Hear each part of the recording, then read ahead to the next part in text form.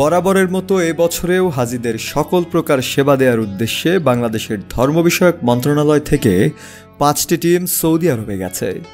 এসব টিমের অধীনে 293 জন অবস্থান করেছেন মুসলিম বিশ্বের পবিত্র এই দেশটিতে।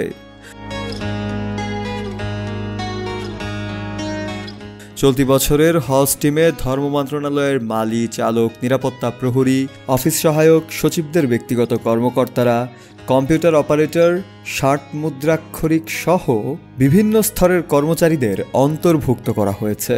মন্ত্রণালয়ের দাবি, নীতিমালার আলোকে এবং সেবার প্রয়োজন বিবেচনায় এসব জনবল নিয়োগ দেওয়া হয়েছে।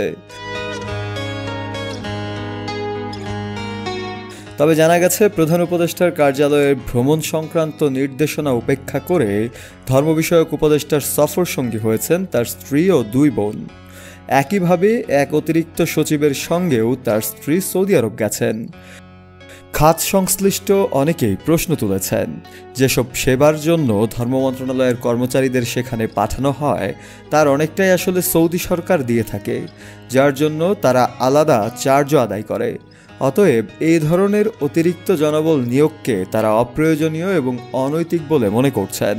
তাদের মতে এসব টিম সেবার মানে তেমন কোনো ইতিবাচক প্রভাব ফেলে না, বরং সরকারি ব্যয় বাড়ায়।